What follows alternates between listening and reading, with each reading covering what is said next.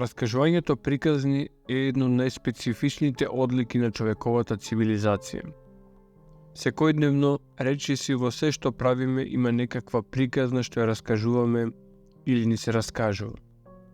Некои приказни успеваат да го искористат ефектот на снежна топка стракала по падините на една планина, при што на крајот конечната форма на приказната е долга епопеја или роман.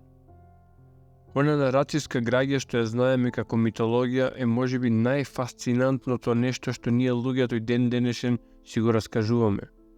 Така маките ни се сизифовски, хаосот во светот е Пандорината кутија, додека маките кои секојдневно ги трагаме се секако Сцили и Харибди.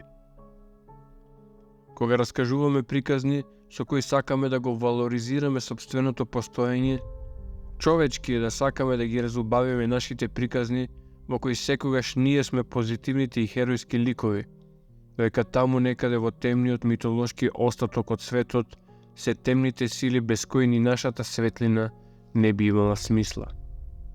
Ако сакате, на секој цивилизиран Гилгамеш што живее во нас, постои еден див и антагонистичен Енкиду надвор од нас. Основната аксиома од која поаѓаат религиите е дека нивните свети книги се пишувани од луѓе, но самите запишувачи го правеле тоа по Божја промисла. Самото ова на сите религиозни книги им го оправдува епитетот свети. А дали се такви или се само човечки приказни за себе оправдување и себе величање, ми се чини е прашање кое сите ние би требало да се го одговориме на себе си. Без притоа да мислиме дека нашиот одговор представува апсолутна вистина. Книги напишани од еден автор, кои содржат исклучително комплексно сиже и неверојатно добро изградени слоевити ликови, се фантастичните романи Господар на прстените од Џон Роналд Руел Толкин или Игра на тронови од Џорџ Мартин. Интересното кај овие книги е што нивните автори имаат користено мотиви од реалната историја, со тоа што и местата, и настаните и ликовите ги имаат преоблечено во фантастично руво. Имаат додадено малку фолклор, малку езотерија и многу фантазија.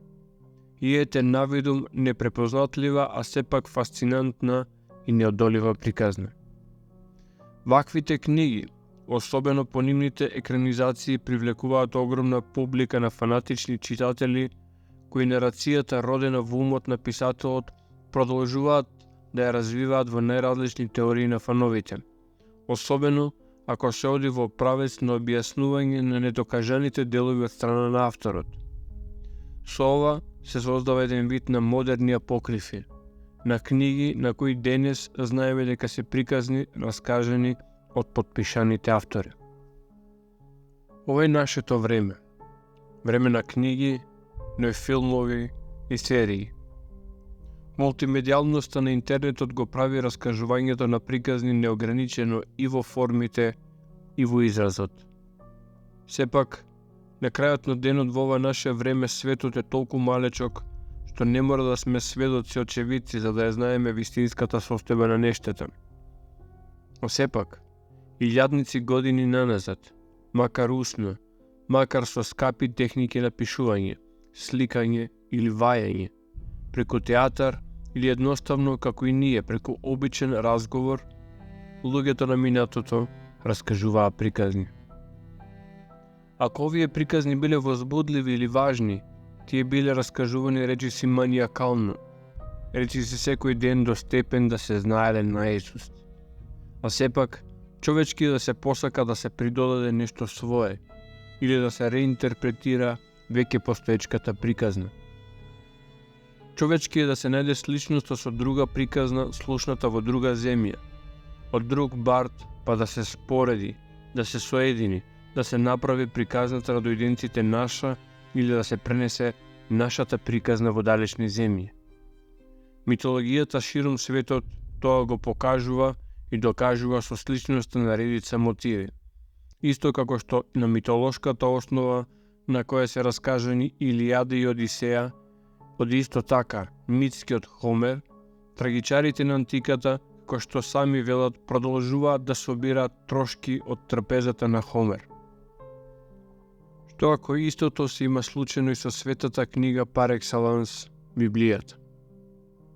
За еврејските кабалисти, кабалата почнува и завршува со Библијата, односно оној дел кој ние го знаеме како Стар Завет на христијанската Библија. Кабалата се занимава со објаснување на непроменливиот вечен божествен принцип наречен Ein Sof и неговиот однос со ограничениот свет на материјалното. Преку символогијата кодирана во самата Библија и она што навидом изгледа земско, профано и лесно разбирливо дејствие, преку примената на кабалистичкиот клуч почнува да добива поинаква смисла. Бидејќи ова видео представува само додаток на видеото за книгата Битие, овде би сакал да ви го свртам вниманието кон овој начин на размислување, каде библиската приказна ќе ја гледаме како дело на умешни компилатори, кои преку комбинацијата на постоечки митолошки образци, со умешноста на кодирање имаат создадено приказни кои им служат за да го оправдаат нивното постоење, нивното право на одредени територии и нивната предласт, надмок или ексклузивно право. Затоа јас провокативно велам, што ако ликовите од библиските приказни не се композитни книжевни ликови, кои содржат делови од различни реални личности, но целината едноставно е компилација, а со самото тоа е непостоечка. Пред да почнам да ја читам Библијата, моите наивни очекувања беа дека во Стариот Завет ќе ја најдам приказната за војна на небото, за бунтот на Луцифер, за големиот непријател на библискиот Бог, неговиот пораз од војските на архангелот Михаел. Можете да го замислите нивото на разочарување, кога наместо тоа се соочив со текстот кој што го знаеме денес. Затоа овде малку детективски, со помош на една од гранките на кабалата, наречена гематрија, ке се обидеме да го најдеме Луцифер Морнингстар или светлоносецот наречен Звезда Деница. Кога авторот на една книга користи цитат од друга книга, отвора диалог. Тоа значи дека сега е дозволено информациите да комуницираат меѓусебно и да се надополнуваат. Не знам дали авторот на последната книга од Библијата, книгата Откровение, бил свесен за ова кога повикувајќи се на книгата Битие, ќе го напише следниот стих. Потоа видов како од небото слегуваше ангел, кој што го имаше клучот на бездната и голема верига во раката своја. Го фати змевот, древната змија, која што е ѓаволот и сатаната, го врза за 1000 години. Откровение, глава 20, стих 1 и 2. Одлично. Според Јован Богослов, змијата од Едемската градина е самиот ѓавол. Понатаму христијанската теологија во Стариот Завет Луцифер, односно сатаната, нели ѓаволот, го наоѓа во книгата на пророкот Исаија, глава 14, стихови од 11 до 15. Гордоста ти е симната во пеколот. Со сиот твој шум, под тебе има гнилеж за постилка, а црви се твојата покривка. Како падна ти од небото, денице сине на зората, се разби од земјата ти кој ги угнетуваше народите. А во срцето свое си велеше, ке се искачам на небото, ке го издигнам престолот све погоре од Божите звезди и ке седнам на гората во соборот на боговите, на крајот од северот. Ке се искачам до висините на облаците, ке бидам сличен на Севишниот. Но ти си соборен во пеколот, во дното на адот. Сега назад во книгата Битие. Именката змија во еврејската верзија на Библијата е Нахаш, односно вокализирани еврејските букви Нун, Хах и Шин, чија што гематриска нумеричка вредност е 358. Оваа змија е тој змев од Откровението. Тој црн ѓавол кој би требало да го обвинуваме за сета беѓа на светов.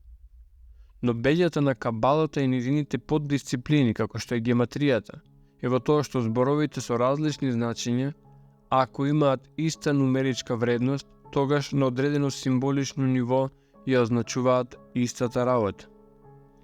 Збор, кој по гематриските пресметки има иста вредност 358, е зборот Мешијах, односно Месија, така што Месијата и змијата од Едемската градина на овој начин се поврзани.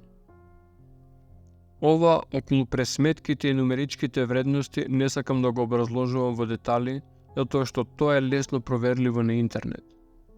Но она што сакам да го нагласам е диалогот на двете книги, Битие и Откровение.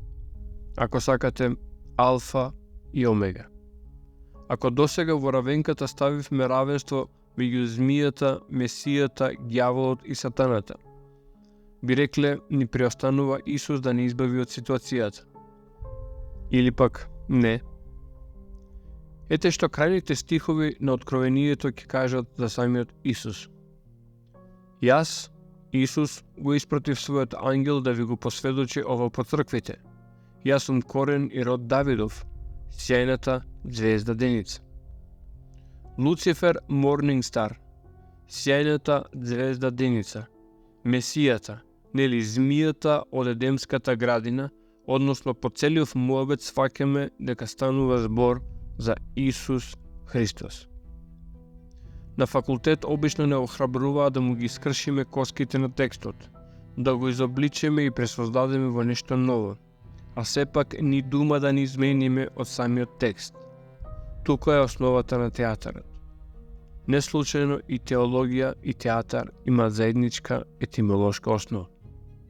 Овој пример на диалог меѓу различните книги ми се чини дека доволно добро покажува дека толкувачката, алегориска или символична интерпретација може да не одведе секаде.